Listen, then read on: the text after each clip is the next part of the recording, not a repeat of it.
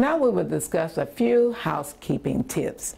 When sweeping, mopping, or vacuuming, you want to get a spot that you can use as a starting point, and from there work in big squares, like work in a big square and move over. Here I will start with my first big square. I'm going to work on sweeping, and I go along the baseboard area and I bring out my dust. And then I move over to my next set of squares, and I'm constantly moving the dust and keeping it together, and go along the baseboard.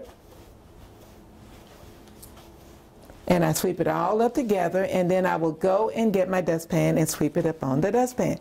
Now if I'm mopping, I use the same process. I get a starting point, mop in the big square. If I was in, I would move on over and over and over until I finish mopping. Now when I'm vacuuming, I take my vacuum and I have the same process. Starting point, get a big square, and I move forward, I move forward, I move forward, or if I need to go backward, I just move back. And I'm constantly moving just a few inches at a time when I'm vacuuming, mopping, or sweeping until I have finished my entire room.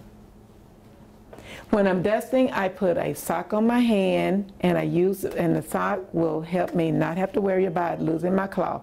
And I dust my coffee table with the sock on, and up in the entertainment area, and it's just convenient to wear the sock because it makes it easier to dust. And when I get one side dirty, I just turn it around, move it around on my hand, and finish dusting and change our socks and get a new one. There is a benefit when you're sweeping and mopping and vacuuming, that if you come in contact with something on the floor, for instance, there's a button or a piece of paper or something, your apron with pockets will be a good place to pick up the large debris that you find.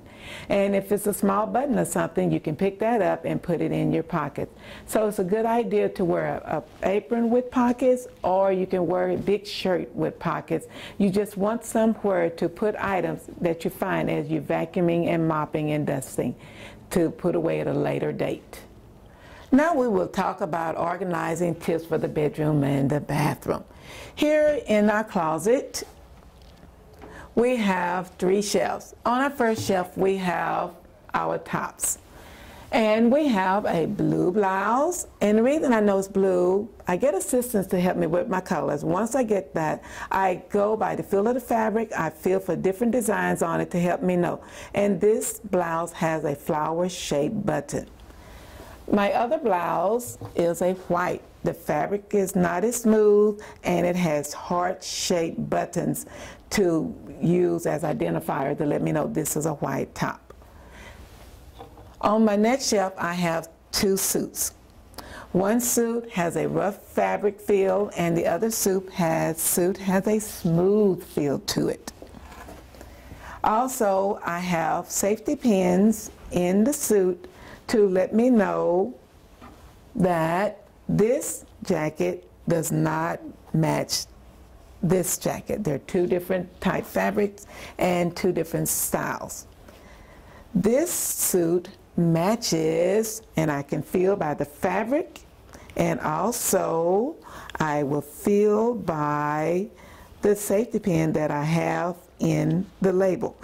The safety pin here matches the safety pin here. There are 2 small safety pins, and I feel the fabric. So those are 2 tips to let me know this is a matching suit.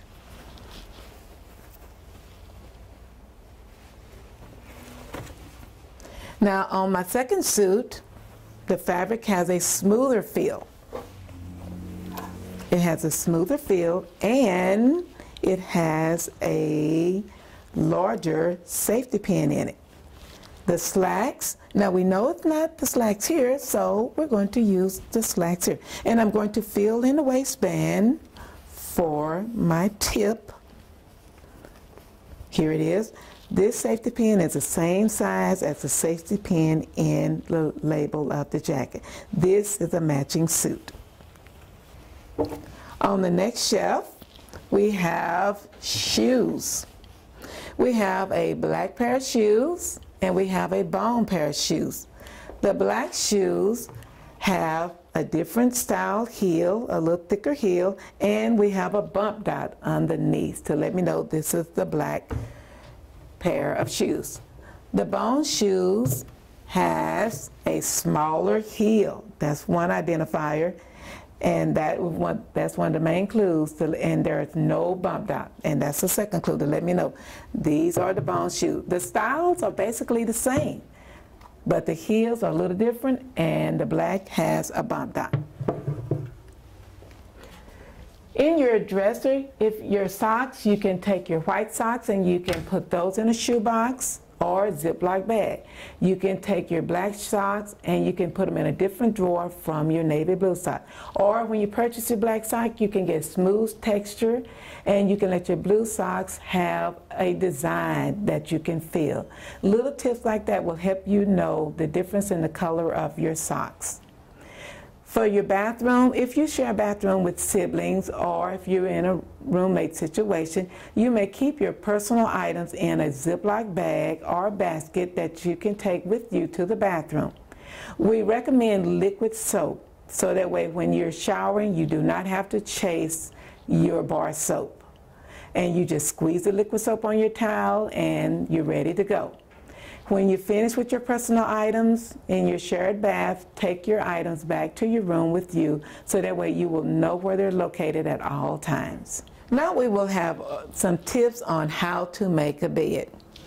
When you have your bedding, it's a good idea to let your bottom sheet be a fitted sheet. And the fitted sheet is very convenient in that it has the elastic corners, and you feel around the corners until you find the seam, and that seam, here's a seam, is what you will put on the corner of the mattress. And I'm going to finish making the bed by putting the seam corners on each corner of the mattress. And after your fitted sheet is on, the bottom of your mat is facing your top of your mattress, we're going to put on the top sheet. Now the idea here for the top sheet is to find the thick hem. There's about a 3-inch hem in your top sheet, and it has this edge, just a small 1/4 of an inch edge, and when you feel that edge, this is a part that will be on the top facing you. Now I'm going to open up my sheet and I'm going to make the bed.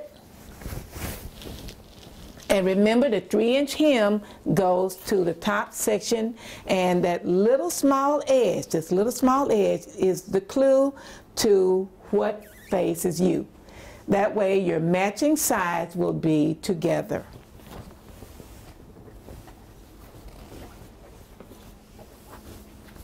And I'm unfolding it and getting it spread out so that I can tuck it underneath .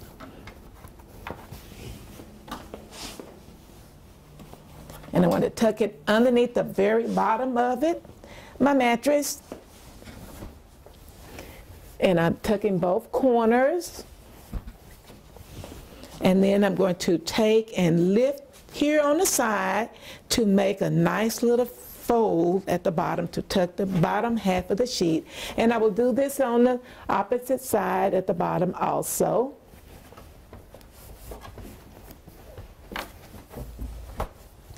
Next will come the comforter. Now with the comforter, because of the comforter, a lot of times the fabric feels the same. It's hard to tell the back side from the top side. Here, I found the tag, and a co-worker let me know that this was the bottom side. So what I did was I took a safety pin, found the tag, and I pinned the tag to the underside. And the tag goes at the bottom of your bed. So I'm going to make sure I put the tag here at the bottom. And my mattress, my comforter at home, since it's king size, I put 2 safety pins in it to let me know there's a right side for the foot of the bed and a left side. And that way the 2 safety pins that have the head of the safety pin going toward each other to let me know this goes at the foot of the bed on the right and the left. And I'm going to get this made up here. and this part goes at the bottom where the tag was located, and we're putting the sides in. And this day bed makes it a little more challenging to get it all in, but we can get it in. And I'm going to cover up the sides here some. And when I'm finished with this, then I'll add my pillow. And on your pillow, we have a pillow sham here, and the open side goes to that's the part that will go down on the bed so that the decorative part is facing the front, the top portion of the bed. And those are the steps for making a bed.